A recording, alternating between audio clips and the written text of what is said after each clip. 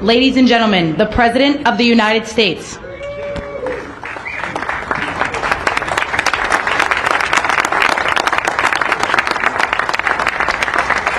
Hello, everybody. Thank you very much. Thank you. What a friendly group this is. No Democrats are here, right? Well, I want to thank everybody. This has been a labor of love. You know, we took over a building that was not properly taken care of. It just wasn't. It's a very special building, and we are taking care of it. This was grass, and when you have a news conference, and this was going on for many years, but everybody would just sink into the mud. It was extremely luxurious grass, especially when it was raining, because you'd go down about 5 inches into the mud. And when we had a press conference here, all the press standing back there, they'd be cursing me. The women would be lifting up their shoes, saying, "You've destroyed my shoes. This is terrible." So we got a stone that's the exact same stone and color as the White House itself, because we wanted the friendly feeling of that light color. And it reflects the sun, and it keeps you cool even in the summer. And we've had press conferences. We finished it about a month ago. This is, as you see over here, the Presidential Walk of Fame. And we had this long wall with half windows because that used to be a swimming pool on the other side of the wall. That was the swimming pool where Jackie would say, "I hear women inside." Are women inside? Quite a famous, I'm not saying anything, this was a part of a movie. And the Secret Service said, "No, ma'am, there's no women inside, ma'am. I'm sorry, ma'am, you're going to have to move along. But I hear women inside." "No, ma'am, you'll have to move along, ma'am." So that was the famous swimming pool. Now it's even worse. It's for the media. They covered the pool up. And now it's for the media. And I think we have a small representative group. I don't think they allowed the rest of them. I can't believe it. What happened? They're all on the other side of the wall. Can you believe it? Because this is supposed to be sort of a private event, and there is no such thing in politics as a private event. Lindsey, you learned that a long time ago, right? The great Lindsey Graham, doing fantastic. You're up 34 points, Lindsey. That's not bad, I'll tell you. It's not bad. So we did the Presidential Walk of Fame from the great George Washington all the way to, well, I think we have to rate him above me. So less than great, less than George. Somebody went up there, they say, "You're the third best president in the United States." This was on television, third best. And they said, "Who are the first two?" "George Washington and Abraham Lincoln." And I got extremely angry at this man. You know, you can't, it's going to be tough to beat, Mr. Senator. It's going to be, John, it's going to be very tough to beat Washington and Lincoln, but we're going to give it a try, right? Hey, they didn't put out 8 wars, 9 coming, all right? We put out 8 wars, and the 9th is coming, believe it or not.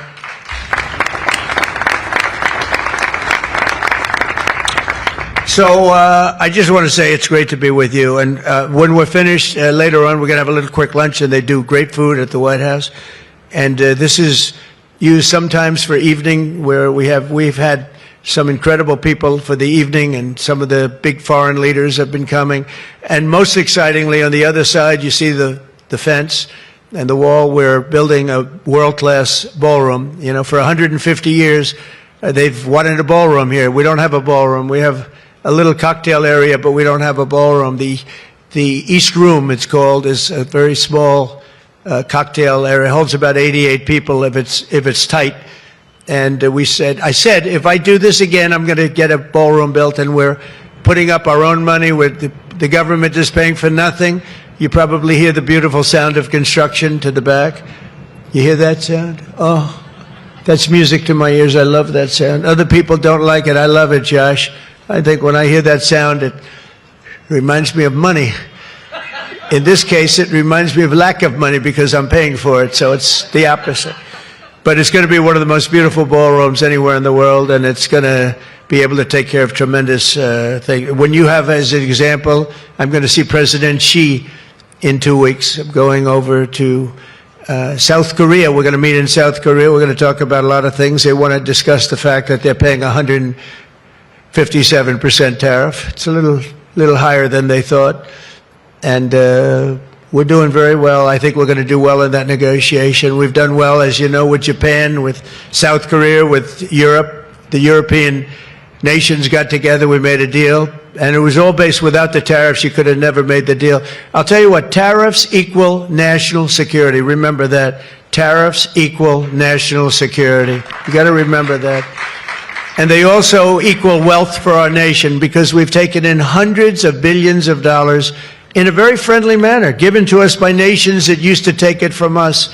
And they used tariffs on us. We never used it on them because we were foolish, or we were led by people that weren't business people. But it really does. It equals national security. And I wouldn't have put out, I mentioned 8 wars, 9 coming. Of the 8, 5 were based solely on trade and tariffs. India, Pakistan were going at it. 2 nuclear powers, and serious nuclear. 7 planes shot down. They were ready to go, and I called them up. I said, you go to war, and we're not doing a trade deal. And they said, well, what does one thing have to do with the other? I said, it has a lot. You're nuclear powers, and if you do it, we're not doing a trade deal. And 24 hours later, they called me, we have decided not to do it. We stopped the war. We stopped a potential disaster, a nuclear disaster, because of trade. And it's been really amazing. But the tariffs have made us a wealthy country. They've given us tremendous defense. They've given us things that we can do for other countries, very positive. But again, really, it's national security, it's national defense, and they are so important. And it's incredible that presidents, for the most part, didn't know how to use them, when to use them. If you go back, you'll see some of the presidents that were the most successful were believers in tariffs. And I even see foreign countries now that we are doing very well with taking ads. Don't go with tariffs. They're taking ads. I saw an ad last night from Canada. If I was Canada, I'd take that same ad also. But they're actually on television taking ads. But I do believe that everybody's too smart for that. We have a very, very big and important case coming up. We should win the case based on the legal merit. We should also win the case based on all of the things I just said. But we're a wealthy country again. Last week, as you know, they found $31 billion. They came to see me, sir, we found $31 billion. They said, we don't know why. I said, was this a good find or a bad find? It was a good find. It was a plus 31. We're used to finding negative 31s, right, for the last 30 years. I said, check the tariff shelf. Well, those tariffs haven't kicked in. Yes, they did. They kicked in 2 months ago. Check it. He comes back 2 hours later. Sir, you were right. We have an additional $31 billion, billion, not million, Lindsay, billion, that we just found from tariffs. They kicked in earlier than we thought. You were right. We're a wealthy nation again, and we're a nation that can be secure. We're a nation that can start paying down our debt. And with tariffs, we're the wealthiest nation ever in the history of the world. Without them, we've got to slog. We've got to slog. But remember this, other nations, including China, Japan, European nations, they used tariffs against us for many years. That's why we owe $37 trillion. That's why. But they used tariffs very successfully against us, and we had presidents that never fought it. But now you have a president that does fight it. So I just want to welcome you to the incredible Rose Garden. It's just an incredible place. It was done, we did it, brought it back to health. It was in very bad shape, actually, and we brought it back to health. First Lady Melania did a fantastic job on it. The surrounds and everything, it's all brand new wiring. You know, underneath there's a lot of wire, a lot of things. Everything brand new, everything beautiful. The only thing we did is we had to get a hard surface here because nobody could use it because of the grass. So I just want to welcome you, and I hope you're going to be here a lot. We're going to use it for meetings. We're going to use it for press conferences. Now we can use it. It was unusable before, and now we can use it. But everything that you see was redone.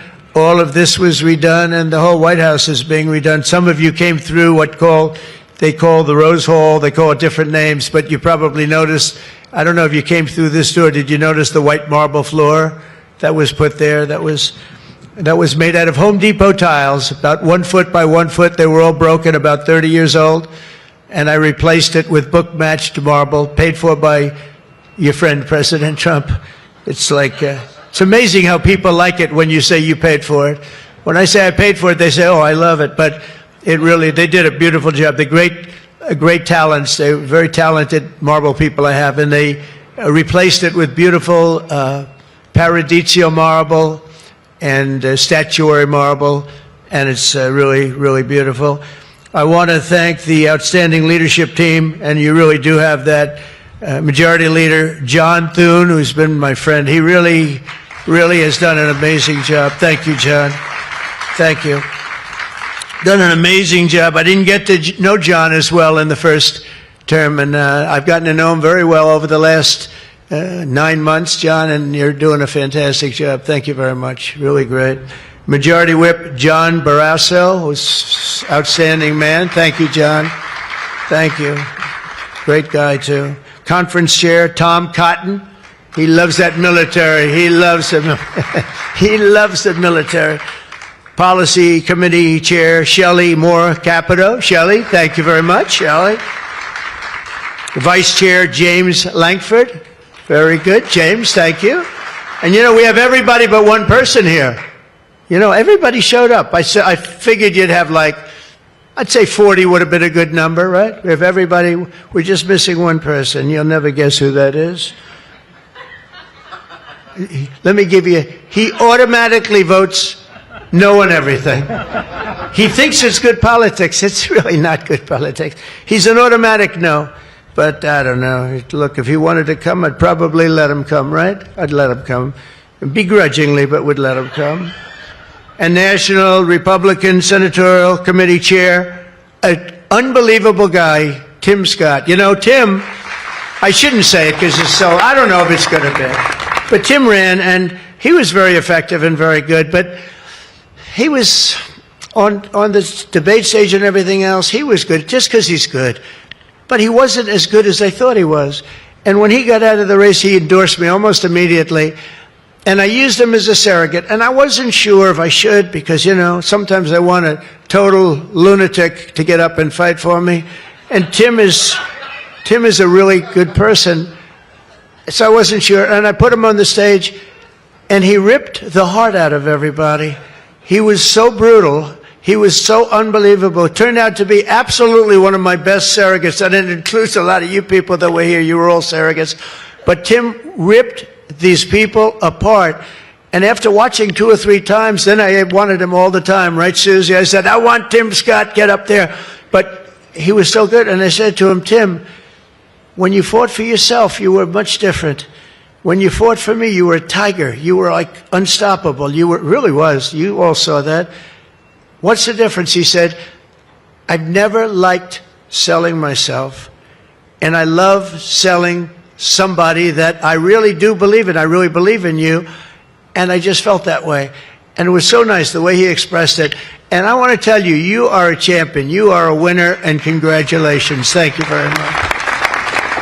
I never love telling that story because I'm not sure if it's a good or a bad story, but I'm telling you, you are an amazing guy and you fought for me so hard and I really appreciate it. You got to be my #1 choice, Tim. So something happened. I appreciate it. And you're doing great doing what you're doing right now. I also want to thank the entire Senate Republican Conference for your tremendous work on confirmations. Boy, did we have a couple of weeks, huh? We had some, I signed like 150 of them, and I didn't use an auto pen, by the way. I signed. You know, when you're signing these important, like a general getting approved from 3-star to 4-star and all of these different things and big confirmations and, you know, big stuff, you really have an obligation to actually sign it, I think. You probably noticed right there, number 46, we put up, right? We put up a little bit of an auto pen. We have 46.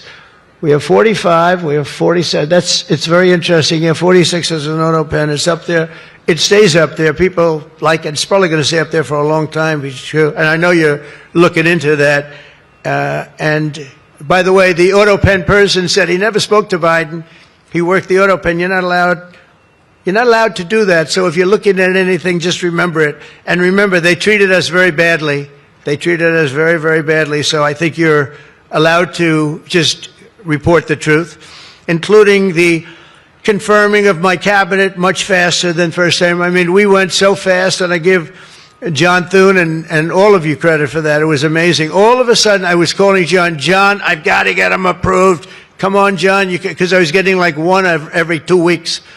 And I have people, they left their job and they left everything and it looked like they were, all of a sudden it was like an avalanche. They walked in, James and James, my double James I call them. They walk in and they had like so many of them. I said, you got to be kidding. Is this like, are you for real, right, James? John Thune did his job and you got them all done and you have all those people out there working now, and instead of being very upset with the fact that we couldn't get them approved quickly. So I really appreciate it. You used a method that I wish you could use on U.S. attorneys. I have 10 U.S. attorneys who are phenomenal, phenomenal. A Harvard, a Yale, a this, a that, all top. And the problem is they're not going to ever be confirmed, I guess. I put them in. They'll be there for 3 or 4 months, whatever it's about, and then they have to leave. Because anytime you have, as you know, anytime you have a Democrat senator, not even 2, just 1, they'll say because of the time we're in, we're not approving that person. We're not approving. They never do. They won't approve. And therefore, because of blue slip, I have to tell the person after 3 months, I'm sorry, you'll have to leave. And I put somebody else in. And I've had Democrat senators say the only one we'll ever approve is a Democrat. This is not constitutional. And I hope you can look at that blue slip thing, because I have 10 people that are phenomenal, and they're going to have to leave office. Highly educated, top of their class, everything. And they're going to have a mark on their career that they were a U.S. attorney for 3 months or 4 months, and then they had to leave. And that's so unfair. It's unfair to the public, because the public voted for me in a landslide, and I'm supposed to be picking the U.S. attorneys. And this goes for judges also. But actually more so even for the U.S. attorney with the blue slip. So I have these phenomenal people, many of them young, but truly fantastic people, and they're wondering what's going to happen in another 3, 4, 5 weeks. They're going to have to leave office. I think it's a shame, and I hope you can do something about it, because I'd like to tell those people, we put you there, and you're not going to have on your resume for the rest of your life, you were there for 4 weeks or 6 weeks, and you left like you got canned. So I hope you look at that. Very important. And after your pivotal changes to the Senate rules last month, as a result, this is what you did, the unprecedented obstruction by the Democrats. We've confirmed more than 175 public servants, people that are phenomenal, to key posts, and that's just been over the last couple of weeks. It's an unbelievable thing what you've done, John, all of you together. So working closely with me in the House majority, the Republican Senate also gave us the largest working class tax cut in American history, and you passed the Laken-Riley Act to throw illegal alien criminals out of our country. You passed the Genius Act and the Take It Down Act with the support of our wonderful First Lady. By the way, she got actual support from the other side. It was bipartisan. I think Rand didn't vote for it again, but I think it was only Rand. You had bipartisan support other than maybe Rand. But another one I'm going to ask you to vote for, and it's in the House now, and I hear it's doing well in the House, James. It's Kate's Law. A young lady named Kate Steinle, I remember it so well, probably 8 or 10 years ago now in San Francisco. She was holding hands with her father on the San Francisco pier, looking out into the water. This beautiful, everything was beautiful, but the person wasn't beautiful that did this. And this was an illegal alien that came into our country 5 times, was thrown out 4 or 5 times, I don't even know, but a lot, and came back and shot her through the head. And she went down and she looked at her father, Daddy, Daddy, something happened, and she immediately passed away in his arm. And, I mean, you can imagine, it was so sad, such a beautiful, beautiful, beautiful person. Father was destroyed, virtually destroyed. And they they wanted to pass what they call Kate's Law, and it's now again in Congress, and I hear we're going to get it passed in Congress, and when it gets up to the Senate, I hope you guys can pass it. And basically, very simply, it says that if you're an illegal alien and you come in and you get thrown out, if you come back and get caught, you have to spend 10 years in jail. Very simple. Very simple. If they would have had that, Kate Steinle would be alive today. That was a big event at the time. If you remember, Bill O'Reilly, for those of you that like Bill, I think I like Bill, but he was the one, he devoted his life to that law, trying to get it passed. I think it's time that we pass it so that if you get taken out of the country and you come back illegally, knowing that this law is in existence, you go to jail for a 10-year period, and it's going to keep the repeat offenders from coming in. It's going to really keep them from coming in. Senate Republicans have already voted 11 times to get our government back and open for business. We have record business. We're going to be, I think, by the time I hit month number 12, I think we're going to have $20 trillion of investment. We're over 17 right now. As an example, President Biden had less than $1 trillion for 4 years. We're going to have $20 trillion in less than 12 months, and we're over 17 trillion right now. So it's the largest amount in our country by far, by many times. That's in our country. But here's the one. It's the largest amount in the history of the world. There's never been a country that's had anywhere near 17, or it will be 20, and it's going up fast. A lot of it's because of tariffs, because they're coming in because they don't want to pay tariffs. In other words, they make their product in a certain country, and they used to just send it in here, and there was no charge, absolutely. Now, if they have to pay a 20%, 30%, 50%, 100%, or 2% tariff, they say, well, it's better if I build my plant in the United States. It always amazed me I did this first term. We had the greatest economy in the history of our country in first term. We had COVID, and we did a good job with that. That was a curse for every country in the world. It was terrible. But we had the greatest economy we ever had. But if you remember, I started the tariffs, but I held it off because it wouldn't have exactly been good at the time to tell France, you know what they were going through, you know what Spain was going through and Italy was going through, that, by the way, we're going to charge you tariffs. But I had started the process. We were going, the country was doing good, and I took in hundreds of billions of dollars from China. I put the full tariffs on China.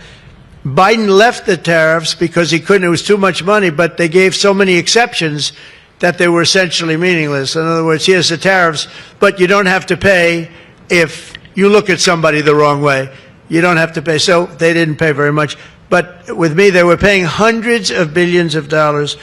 And again, I have a great relationship with President Xi. I expect to be able to make a good deal with him, and I want him to make a good deal for China, but it's got to be fair. For years, they were making $500, $600, $700 billion. $700 billion, and we'd be making nothing. It was a one-sided, honestly, we built their military. We built China's military with the money that we lost for so many years getting ripped off. So now we're going to have a fair deal. I think we're going to have a very successful meeting. Certainly there are a lot of people that are waiting for it. Maybe it won't happen. Maybe it won't happen. Things can happen where, for instance, maybe somebody will say, I don't want to meet, it's too nasty. But it's really not nasty, it's just business, and we're going to do a good job representing you people and representing the people of our country. Unfortunately, in a craven and pointless act of partisan spite, Chuck Schumer, who I've known for a long time, and the radical left Democrats are holding the entire federal government hostage to appease the extremists in their party. And they are extreme. I mean, I've never seen anything like it. They're extreme, and you know what? We had a landslide election. We won the popular vote by a lot. We won the swing states, all 7. Remember, they said, oh, if Trump could get 3 swing states, he'd be. And, well, I didn't get 3, I got 7. We got all 7 by a lot, by record numbers. We won the Electoral College, 312 votes. They said, it's very hard for a Republican. It's harder for a Republican, although now I think we've swapped it. I think it's now harder for a Democrat, because if you see what we've done with the Hispanics, with the black workers and black men, and recently a poll came out with black men and women were doing so well. You know, they want security. They don't want to have their city destroyed. Women in Chicago, beautiful black women walking around with red MAGA hats because they don't want to be mugged and shot and everything else. And then you see a Democrat get up and tell you how safe it is in Chicago. Do you know they've had, in a fairly short period of time, 4,000 murders? This is over a short period of time, 4,000 murders. And they had a holiday where they had 28 people killed and almost 100 shot. And then you listen to this guy, Pritzker. I've known the family for a long time. They threw him out because he was no good, and he became governor. He's got money through the family. He's got money through the family. But they threw him out, he became governor. I said, I wonder how he's going to do. It's a crime palace. It's a shame. And you know what we did in D.C. is unbelievable. You people, you can walk down the middle of the street, Mr. Senator. You can walk down. You can have your wife meet you at the restaurant, and she's not going to be accosted, shot, beat up, raped. It's unbelievable how bad it was. It was one of the worst in the country, and now it's stone cold. I don't say the word perfect, but it's pretty damn close. And, you know, they would average more than a murder a week in Washington, D.C. This is just before we got here, a murder a week. Think of that. The capital of, in my opinion, the capital of the world. They come from Iowa, they come from Indiana, they come from Florida. You call up the parents, I'm sorry, sir, your son has been shot and killed. We have no crime here now. We have no crime. And the National Guard has been unbelievable, the job. Unbelievable. And you know, it also looks better. I do a tour. I hop in that beast. I feel very safe in the beast. The windows are this thick. But I hop in the beast and I tell the Secret Service, let's drive around town. I used to do that myself. I could drive myself around. I actually like that better. But now I don't think it's a good idea. But we drive around in the streets. The place is looking the grass is good. The fences are down. There's no tents. There's no anything. We are looking like it's just a whole new look. And the most important thing, there's no crime. And we're going to fix the roads. We have great pavers. We're going to fix the medians in between the roads, which half of them are falling down. We're going to take some of the tiles off the bridges, the tunnels that you have. They've been up for 40 years. They're rotted. And we'll put up brand new, gorgeous white tiles like it's supposed to be. But this place is looking really good. And we haven't even started the real fixing up of the town. We're getting rid of the graffiti. You notice there's almost no graffiti anymore. A lot of that beautiful statuary marble had red graffiti all over it, had bad signs up, and it stopped. We've taken out 1,700 career criminals and people that came in through an open border. They came in through Biden's open border, and we've taken them out. The thing having to do with all of the elements in the great big beautiful bill, I'll tell you, it's amazing what we've done. $200 billion in costs for medical. What we've done, $50 billion for rural hospitals. And remember, no tax on tips, no tax on Social Security, no tax on, think of all of these things that we've done. This is the biggest, this is the greatest bill. Social Security, no tax on overtime.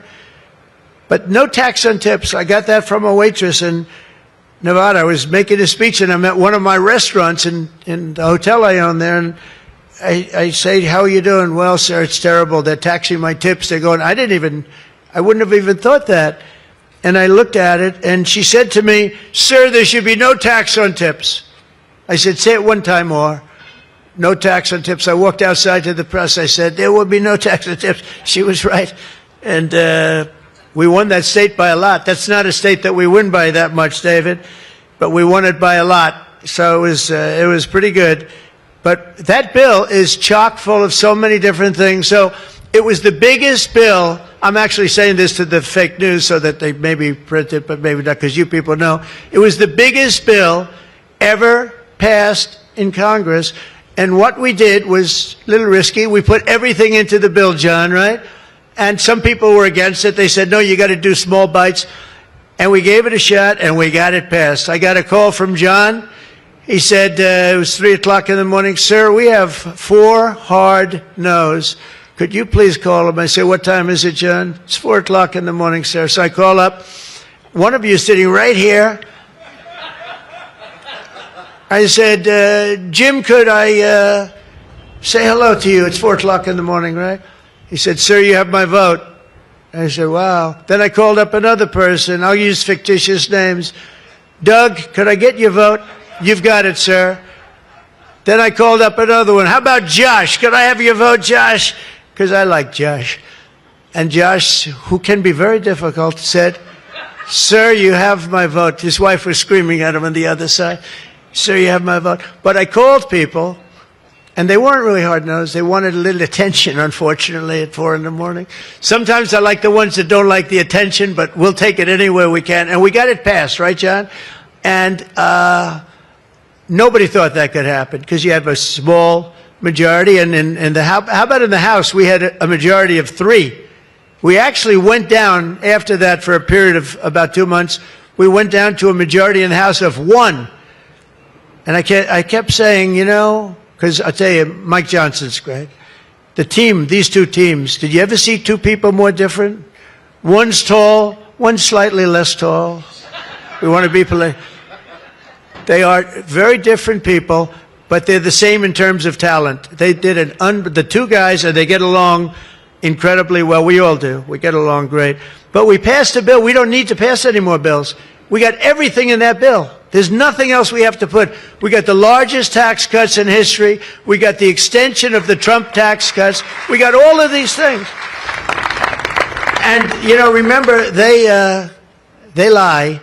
They will look at I saw it the other day, they were talking about, I call it the great big beautiful bill, but that's what it is, the great big beautiful, the biggest bill ever passed. And what they say, they make up stories. And I saw they were interviewing a senator, and they said, well, what's wrong with their bill? He didn't know what to say, because there's nothing he could say. It covers everything. He said, death. Death. It brings death. Now, if I'm a regular person and I hear that, I say, oh, that's terrible. But it's just the opposite. It brings life. It brings Medicaid, Medicare, Social Security. It secures all those things. And they just are so bad. You know, they said death. It was like death. And there's nothing about death. Theirs is death, because they're going to lose Medicaid. They're going to lose Social Security. They're going to lose Medicare. All of those things are going to be gone, because the whole country would be bankrupt, and you're not going to have any kind of medical insurance. So with us, it's the opposite. And it's a great bill. We don't need any more. And I want to just say, from the beginning, our message has been very simple. We will not be extorted on this crazy plot of theirs. They've never done this before. Nobody has. You always vote for an extension. Chuck Schumer and the Senate Democrats need to vote for the clean, bipartisan CR and reopen our government. It's got to be reopened right now. We're not doing that. They are the obstructionists. And the reason they're doing it is because we're doing so well. We're doing well all over the world. We're doing well with the close to $20 trillion that I just told you about. It will be that number, but even if you take it down to over 17, that's a guarantee. We're doing well with everything. Car plants are pouring back into our country. AI plants, we're leading, we're dominating China right now in AI. And I did something that I think you'd like, because we have an old grid. It's a tired grid. It doesn't have the juice that you need to fire up these plants. You know, these plants will need more than double the energy we have right now for the whole country. That's how big it is. And we can't do that. There's no way we can do that. China is building right now 52 power stations. But I did something better. I'm letting everybody build their own power plant, so they'll become like an electric utility in addition to AI. But if they want to build their own plant, and we get their approvals within less than a month, it used to take 5 years prior to rejection. Sometimes a guy in Louisiana, they had one that took 12 years, and then they got rejected. I got it approved in 2 weeks when I got into office. That was the first term. And the plant is up now, and it's been a great thing for the state. I did it twice, actually. I got 2 of them that were dead after 12 years, and I got them approved, both of them, in less than a week. And that's what we're doing. Lee Zeldin, by the way, is doing a phenomenal job, Environmental Commission, I have to tell you. He knows that we have to get them fast, and we're getting them fast. So we're leading China in the AI race by a lot. Under Biden, Democrats voted 13 times for continuing resolutions to keep the government open. And all we want is simply to ask them to do it once again. They always voted for it. They never voted against it. Nobody votes against it. But they do that, and they do. It's partially my fault. I mean, I'm watching you, and I'm looking at all these great faces that I've seen, really great people. I think with few exceptions, a couple of you I don't like that much, but with few exceptions, great people. And you look at what they do, and you look at the game they play, and it's a horrible game. And, you know, we have the hottest country ever. This is the hottest country anywhere in the world. And I say this, I'm sure you've heard me say it, but I was over in the Middle East, and the King of Saudi Arabia and others also said essentially the same thing. They said, you know, President, a year and a half ago, your country was dead. We never thought we'd see this. And right now, you have the hottest country anywhere in the world. We do. We have the hottest country anywhere in the world, which tells you about leadership, and that includes your leadership. So as you know, my door is always open to anyone. It's not like that AOC. How about her, where she said, she's talking about having rebellions and everything. She said, well, my door is always open. But she's not the leader. I'm sure the leaders felt very nicely about when she said her door is open. Who the hell wants to go into her door anyway? She doesn't know what the hell she's talking about. She's the one that started. You know, I remember, I'll never forget, she never took a course on the environment. And I watched her one day, and she was on television. She said, yes, our planet will be dead within 12 years. That was a long time ago. Our planet was supposed to be dead. Remember the 12-year theory? We were environmentally dead. Now, these people, they've got an agenda that nobody quite understands. The good news is they don't understand it either. They really have no idea. But the people do. The people understand. We're giving you the biggest tax cuts in history. All of these things, it all adds up that we should do fantastically well in the midterm. The only thing wrong with the midterms is that statistically, when you look, a president gets elected, and for some reason, and nobody, even the great John Thune, cannot explain to me, for some reason, even if he's a reasonably good president, and we've had success like nobody, but for some reason, you lose the midterms. I don't know why. I mean, the odds are tremendously against, like 92% or something. It doesn't make sense. If you have a great presidency, it only makes sense that you win the midterm. So there should be no reason for it. Somebody's going to explain there might be some dark, deep psychological reason where they want to vote the opposite way. I don't know what it is, but we have to win the midterms. Otherwise, all of the things that we've done, so many of them are going to be taken away by the radical left lunatics. I mean, we're going to end up with a communist mayor in New York. Can you believe it? A communist. Remember, I would always say, we will not have a socialist elected in our country. Remember, I'd say that all the time. And I was right. We skipped socialists. We got a communist elected. So I didn't tell a lie. I didn't tell a lie. I was right. We'll have a communist, not a socialist.